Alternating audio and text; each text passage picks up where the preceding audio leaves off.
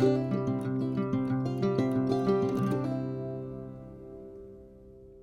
everyone, it's Jessica Michaels here with the Shimmerz Paints design team. I have a 12 by 12 layout here for you today using a Cutfile by Peartree Cutfiles, and I am using a hip kit collection from way back on this one. So doing a bit of stash busting. And speaking of stash busting, I am pairing this layout up with Acrylic Stash Busting series, which is a series every 18th and 28th of the month that I do with a few of my scrappy friends. So their videos will be linked below down in the description for you to catch as well. I am prepping this background paper from Hip Kit with some white gesso, and I'm just kind of smushing it on with my spatula and smearing it around, just kind of trying to soften the background a little bit and also prep the paper for some heavy mixed media here. So I've got some Shimmerz paints here that I'm going to be using today. I'm going to start with a Shimmerz product in Wee Bit of Green, and it's actually Wee Bit O Green. And I just really love this color. It is so pretty. This is my first time using this one, and I'm definitely going to use it again and again and again because I really love that shade. It's like a really pretty kind of aquamarine, like sea glass kind of look, which is just going to go perfect with this layout. This next one here is also a Shimmerz. It's called Ultra Marine. It's a little bit on the bluer side than I would normally use, but I wanted to pull in some really pretty blue on this one to match the photo that I'm using, which was a photo of me and two of my littles, two of the three, in front of this really cool lighthouse that we found when we were on our beach trip in Lake Ontario in July. So I wanted to really pull in a whole bunch of colors on this one. This blue that I just put down was Boogie Boardin blue. That one's a Creameez product. They are a little bit different. The Creameez come hard in the pot, and then you have to add water to them to soften them up and use them, where the Shimmerz are already good to go to use. So they are a little bit different product. Creameez, I would say, is a lot less shimmery than the Shimmerz product, but still a really good consistency, and they dry really pretty. So the Shimmerz products are going to dry a lot more shimmery than the other ones, but when you mix them all together, it just creates a really pretty effect like this. You'll notice that I do water down my gesso before I use my mixed media product. That just really helps with the blending of my colors and be able to move the product around a little bit better. And also it softens it up too, because it's pretty thick when it comes straight out of the pot like this. So when you add water to it, it allows you to have more blendability and be able to move that product around or blend with other colors. I've got that yellow, which is the sunflower shade of Shimmerz, and then the orangish one is orange sherbet, I don't know. I call it orange sherbet, but I think it's like sorbet is the proper terminology. I don't know. You guys are probably laughing at me trying to pronounce all these names. And then to finish off my mixed media, I always like to just splatter it with some white gesso or white acrylic paint. In this case, I had my white gesso handy, so I just grabbed that and I just watered some down with my water and my paintbrush and flicked it on for some splatters just to break up the colors a little bit more. And I like to do that on pattern paper like this too, to kind of put some splatters onto the pattern paper sections as well to, again, break up the pattern a little bit more and kind of pull it into the mixed media. I'm just going to go ahead and back my photo with some white cardstock here, and I wanted to have a little triangle kind of photo corner on here on this top one, just because that's really the only photo corner that I'm going to have showing. So I wanted to kind of highlight that corner and put that on there. So I just used a corner punch. It's a photo corner punch. I think it's by We Are Makers, if I remember right. And I just used that real quick from some little pattern paper from this Hip Kit Club kit that I had here from the, I think it's from the Pocket kit whenever they were doing that. And then I'm just grabbing some tissue paper and I'm just gluing this to the back of my photo just to add some extra layers. I'm going to actually grab some more of the pattern papers. These are the smaller ones in the Pocket kit from Hip Kit, and I'm just cutting them down just to add some more little pops of color and some additional layers behind my photo, just to pull in some more color. Since my background is really colorful, I wanted to pull in some of that color around my photo as well. So I am just continuing layering these. I ended up flipping this one onto the other side because the left side is going to be tucked in behind my Cutfile lighthouse. So I didn't feel like I had to overly embellish or layer that side of my photo. So that's pretty much done. I've got my lighthouse here. You see I keep pulling it onto my layout. My mixed media isn't quite dry at this point, so I'm just lightly pulling these over and seeing where everything's going to lay, making sure I have pops of color where I want them, and then I'm just going to go ahead and glue my photo down at this point. It's pretty dry at this point, so I'm just going to go ahead and start gluing.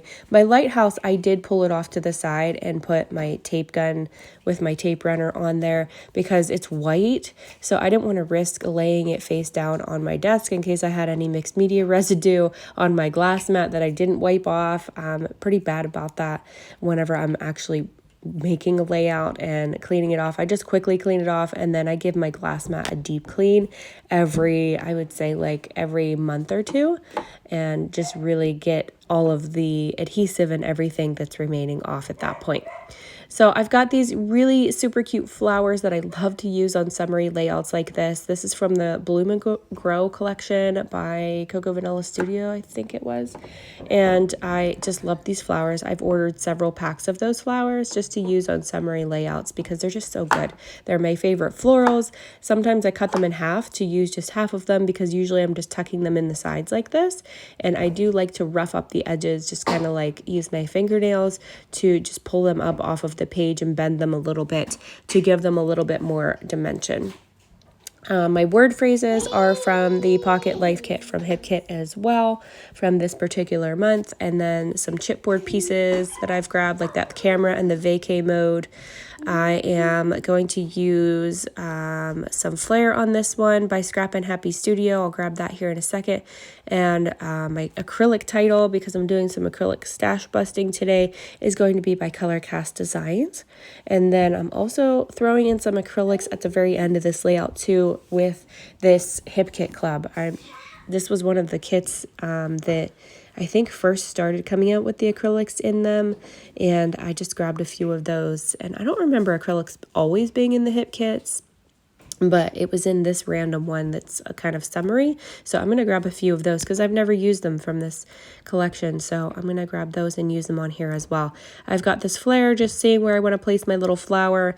I backed my cut file before I started this layout. I did a white on white cut file to match my lighthouse in my photo because it was just basically all white and had like some little pops of dark for little vents or windows or something. So I did make the windows in the lighthouse on the cut file dark to match, but I stuck with white on white. Originally I was going to do some hand sewing around all of those sections in my lighthouse, and in the end I decided not to do that because we would have been here forever and I would have taken all night just to do that, and sometimes my scrappy time is fairly limited with having 3 kids and having a busy lifestyle. So I thought, you know what, I'm just going to skip the sewing on this one, but it was a good idea and concept and it would have looked really pretty, but you know what, I don't feel like I needed that extra pop when I have so much mixed media and colorful goodness going on anyways. So it's fine. I really like how this one turns out in the end.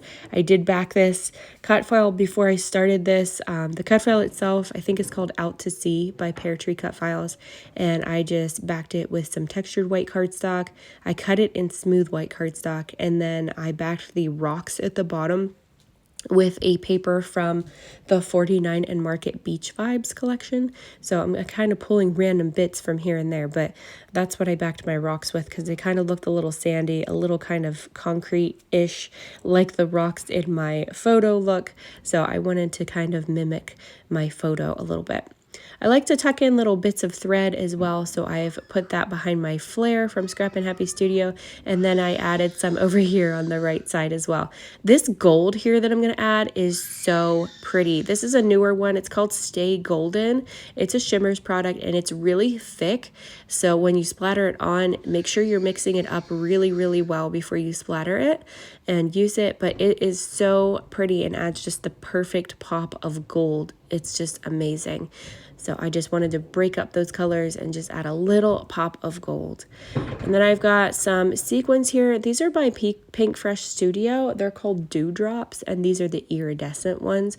They are so pretty. I wish you could see them a little bit better here on camera, but when you tilt them and pick up your paper and tilt them and look at them, turn it different ways, they are so pretty, and they pull different colors.